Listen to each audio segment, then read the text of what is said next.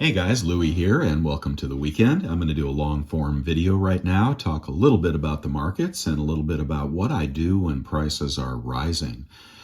Some of us have large stacks that we've been putting together for years and years, and when the prices start going up, we slow down. I mean, it's just natural. If you've got a $16 average cost in your stack, and prices are 30 or higher with premiums, you want to slow it down a little bit and see what happens.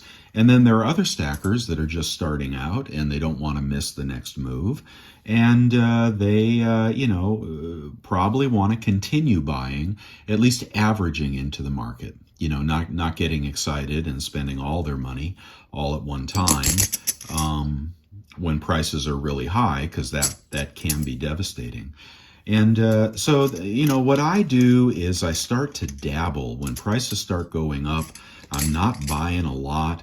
What I'm looking for is I'm looking for the deals. I'm looking for the deals and trying to find stuff that's a little bit on the collector side. I don't know if you do the same, let me know if you do. But that's what I've been doing the last few weeks.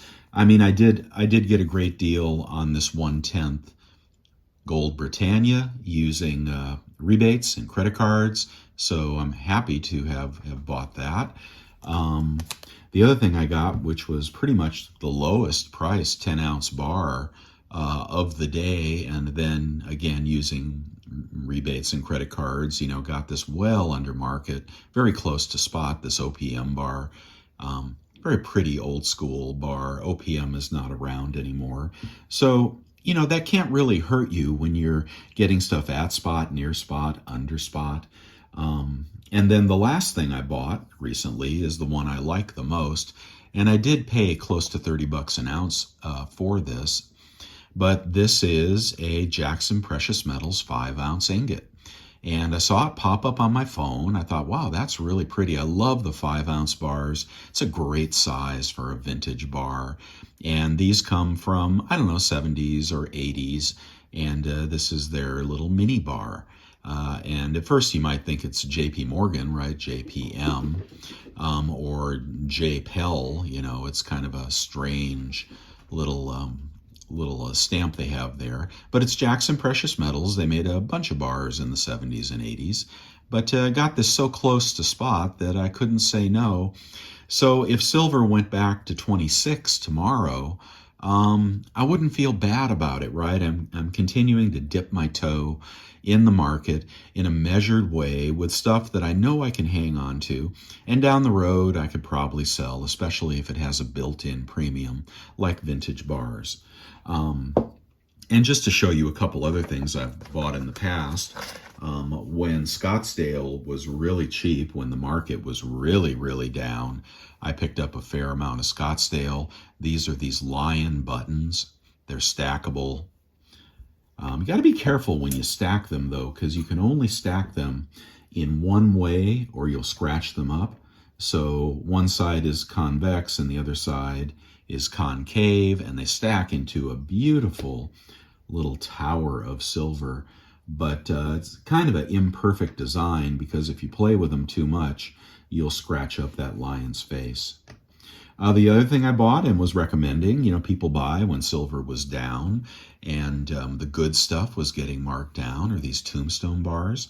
That's a 5-ounce tombstone. That's one of the last ones I added, I believe. So those are cool if you can get those close to spot. I recommend the Scottsdale auction on eBay. Again, if you have the good credit cards like the PayPal credit card, and then other discounts, and you pick up a Scottsdale auction, you get those for under market, under what they sell them for in their store. Here is the bag it comes in. So those are cool. And then here's some stuff that I am going to melt, believe it or not. Sorry for the getting you fuzzy there. A long time ago, there was a company called Elemental Mint. All right. And they theoretically went out of business when they were busted for pillaging the rainforest for virgin silver and poisoning the Amazon, etc. And they theoretically went out of business at the time. However, they really didn't. They just transformed and went underground for a couple years, and now they're back claiming to be the best company on earth. But when they stopped making silver or marketing silver, I picked up a bunch of these elemental 1-ounce bars, at a good price when spot was lower. And I was going to resell them, but you know what I found is that virtually every bar is coming up with milk spots. So I don't know if you can see that on the bottom of that bar. Oh, here's the cat. Sweetie Pie has always got to get in on the action. Let me see if I can find you one that's pretty bad, which just kills the resale. Now, there are 1-ounce bar collectors, and, bars that are no longer in production can be collected by these collectors. They enjoy having a full come on, cat. They enjoy having a full collection of 1-ounce bars, and this was a pretty bar. It was called the Elemental Table, I believe, AG number 43. But look at that spot. Can you see it? I'm sorry. They're very shiny, which can kind of be a dangerous kind of a bar to collect. See that spot right over the circle? Yeah, so that's a milk spot, and every one of these bars has got these milk spots on it. I did not, there is a spot, also near that circle. Here's another spot above the 47. Well, you probably don't care too much, but I thought I was going to resell these for 40 bucks a piece, and they're just not the kind of quality that I like to resell in my store. So I'm going to melt them. Okay, let's say goodbye. Goodbye. I'm going to melt them, and, because nobody wants to buy spotted silver. And when you collect these these mirror finish bars or coins, you always run the risk of spotting. I should have vacuum sealed it. That may or may not have helped. Are you good there? Yeah. So, that's the deal. They're unfortunately going to go into poured silver bars that I'm going to make, my own brand. Here's some other stuff I bought at the LCS, and I've always planned to sell this because these are off-quality silver coins, right? Okay, so Krugerrand spot. If you don't believe me, my lighting is just not perfect today. If you don't believe me, let's see if I can get a better. There you go. Look at the spotting on that Krugerrand. So I got these, at $1 over spot back in the day. Very, very cheap because I like to melt stuff. And sometimes you get good ones, pardon me, that you can save. And sometimes you get ones that are kind of nasty. Let's find another one. Again, not the kind of thing that I would resell. So just to warn you about Krugerrands, they can spot. But I just separate them. I get them for $1 over spot. I separate the good ones that I'll keep in the stack or sell, and the bad ones that I'll melt. What else we got? Here's a buffalo. This is a nice buffalo, but look at the spotting. Looks like a Golden State Mint. I could be wrong about that. Let's see if there's another one here. Do I have my magnifying glass out? I don't see it.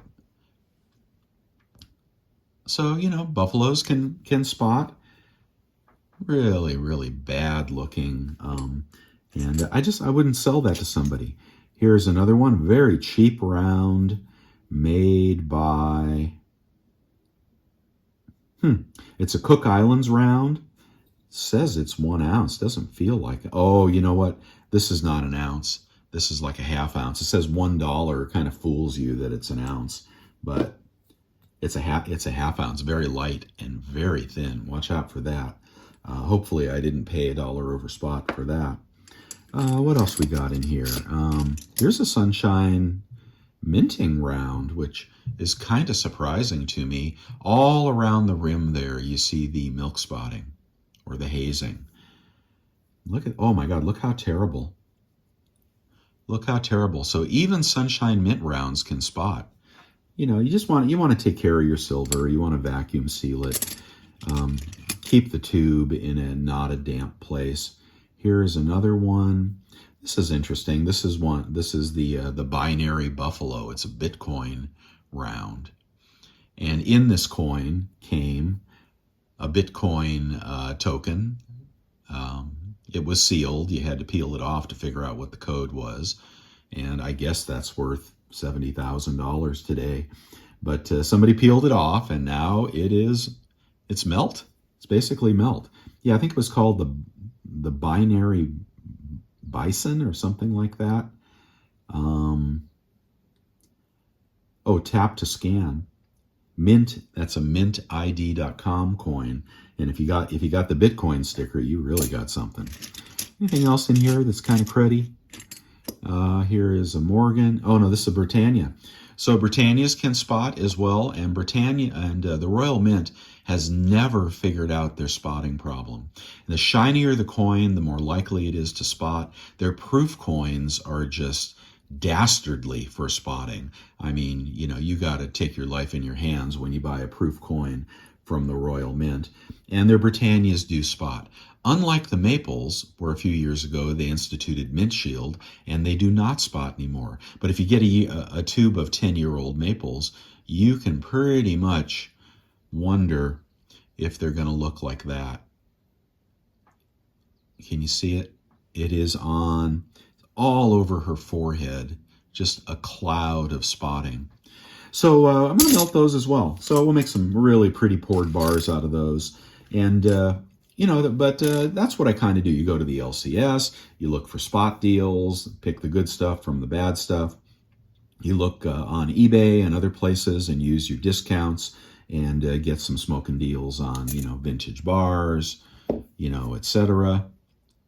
Maybe a little gold, nothing big, no 100-ounce bars happening lately. But I think the market's in a much better buy zone right now than it was on Friday. Prices came off quite a bit. And, love to see them retrace back to 27 or so. Here's some other stuff I used to collect when I was brand new. Do not do this book with your rounds in it and whatnot. You will regret it. But when you only have 100 ounces in your stack, you're prone to do stuff like this. And here is, not sure I can get a good close-up on that. There's a Royal Canadian Mint coin. There's a South African elephant coin. I think those carry a pretty good premium. They used to be quite reasonable, low mintage, kind of a no-brainer for a collector coin. There is the Obambi. That when zombies were hot and Obama was president, they made the Obambi round. I don't know if that carries a premium these days. And there is just a generic Indian, and there's a generic Morgan. I think on the next page I've got some Britannias. Now these Britannias are all perfect, and they are the plain field Britannias. I suspect in the very old days they took a little more care in their minting of their coins. I could be wrong about that because some old Britannias spot as well. And I doubt. Well, could this be royal silver? I can't see the dates, but some of the older ones are not 999. They're 888 or something like that. There's a couple more rounds there just for fun. I'll probably bust all these out of the book and just sell them. They're too nice to melt, so I would sell those. So anyway, you can have fun. You can go small. If you have a good size stack, you don't have to be buying all the way up to 30 and hope that it goes to 35. Slow down if you got a bigger stack. It's the new stackers that I fear for because I don't want them to miss the bigger moves.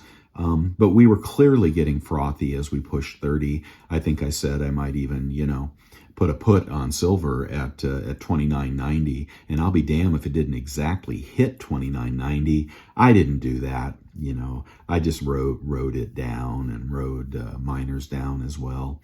I did sell some silver miners, and then I bought some back as they got much cheaper because I think the miners are the next great move in silver and gold. So But you don't have to be buying all the way up to 29.90. You can hold back and see what happens. FOMO is really, not your friend. So as I've said before, I think what we're going to do is we're going to back and fill and kind of go sideways, maybe down to 27, maybe back up to 28.50 in a range for a while, going to catch up to the 50-day moving average. And then I think we're going to resume our move. I do not think, it's just my opinion, I do not think that this is a repeat of the silver squeeze. It is totally organic. There are deficits in the physical market. There are discrepancies between East and West spot prices. And gold and other industrial metals are definitely catching a bid. So they would have a very hard time smacking silver down to 25 or something like that, something that would make you go, ooh. So, no, I don't. I think we're just in a consolidation phase, which is the perfect thing to see silver take another crack at 30. It'll probably fail the next time it takes a crack at 30. It might fail 4 times like gold failed when it was trying to go through 2000, but it's going to bust 30 and it's going to go higher. And you probably have some time here to acquire. You might have 2-3 weeks, where we bounce around 27 to 29 to pick some stuff up. And only buy the good deals. Don't buy the crazy deals. Don't pay too much. Check out my website, bestsilvergolddeals.com. I'll point you in the right place if you don't know where to buy. And get the best deals. And if you want to wet your whistle in something really fun and collectible, something like this, or some BU Morgans or Peace Dollars, or, maybe a Coke bar, or the new Una and the Lion bar, just don't buy 100, whatever you do, don't be buying big lots of overpriced coins right now. I just would hold tight on that, stay close to spot, get the best deals, get the best prices, and I think we'll see this move continue in a little while. All right, that's all I have for you today. Let me know what you're doing and what you were thinking on Friday. I know it seemed we went from joy to sadness all in one day when it repelled off 29.90. I was like, I wonder how big this pushback is going to be. And the shorts jumped in. The short volume seemed to be twice the long volume on the way up, and they smacked it back down. But I just don't think these shorts are holding like they used to. And we'll see. We could get another smackdown on Monday.